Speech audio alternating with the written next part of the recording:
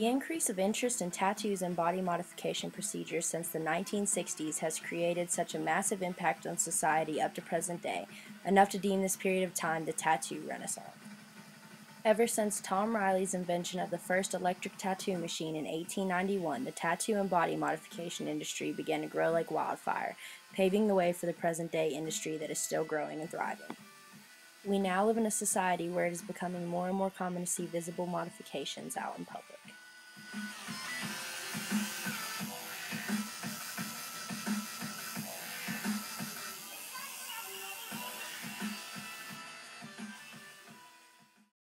According to a New York Times article, a research poll from 2010 revealed 23% of Americans have at least one tattoo, and 32% of people ages 30 to 45 have at least one tattoo. But tattoos only cover the surface of what body modification designates.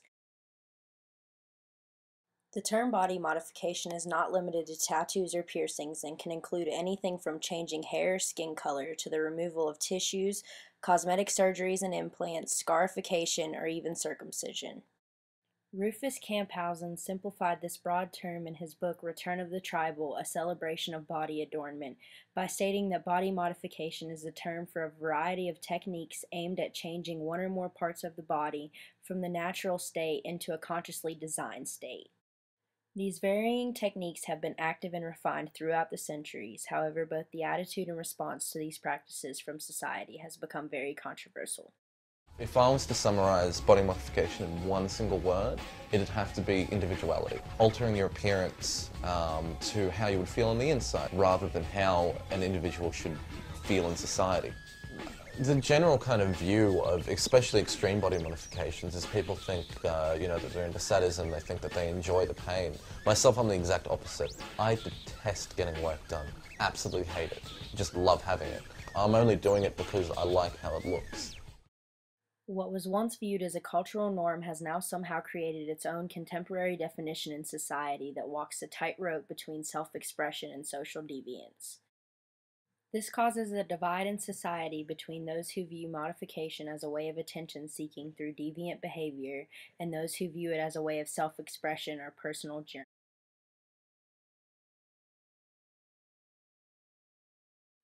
The earliest discovery of body modification was found on a mummy commonly known as the Iceman. The remains of this mummy showed undeniable tattoo markings along his spine, a sign that body modification may have already been a common practice about 5,300 years ago. However, the significance doesn't lie within the period of time in which the body modification first surfaced, but instead lies within the motives and purpose behind early body modification. Many anthropological studies have concluded that early tribal modification practices often aim to fulfill a cultural and social sense of unity, as well as provide individuality through markings that imply ranking, gender, and other classifications within a specific culture. These practices were also used as a way of displaying personal triumphs or symbols of rites of passage.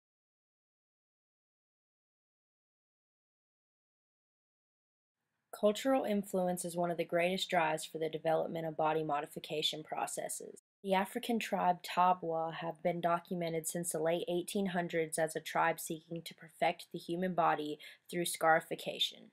This practice is still followed to date and is perceived by the Tabwa tribe as a form of perfecting the body through the art of symmetry and artistic beauty. The Hemba tribe also uses this practice of scarification, but does so by following the development of the individual. The Kayan tribe from Thailand uses a very distinct style of modification that is offered by choice only to the female members. It is undeniable that every culture influences what is perceived as deviant.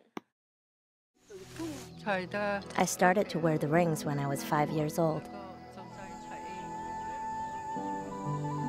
51-year-old Ma Nang is the matriarch of a hill tribe known as the Kayan.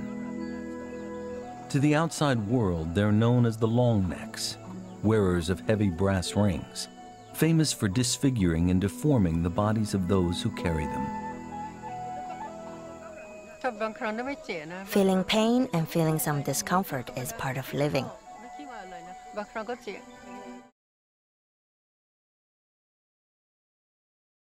Contemporary modification practices are just as prone to cultural influences as primitive practices.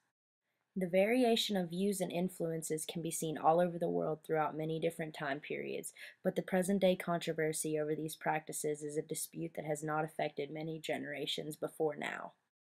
Many believe that the drive for body modification stems from both the addiction to the pain as well as the shock factor the modification can create. Psychologists and other scientists have tried to provide studies linking problems such as addictive behavior or childhood trauma to groups of heavily modified people as a way to explain this phenomenon.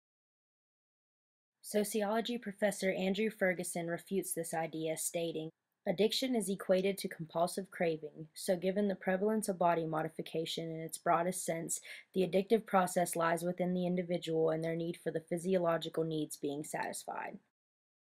Started this as a part of a transformation to be more like my totem, that being of cats.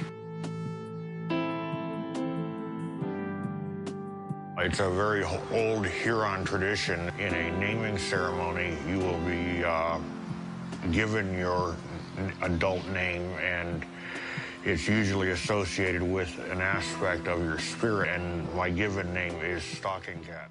Obviously, the reasoning behind these practices are decided on a very individual basis, meaning that we cannot conclude these practices to be psychologically driven by some sort of internal cause, nor can we define them to be deviant. The idea of body modification stemming from deviance ultimately comes from the subcultures that facilitated in bringing forth these once primitive practices.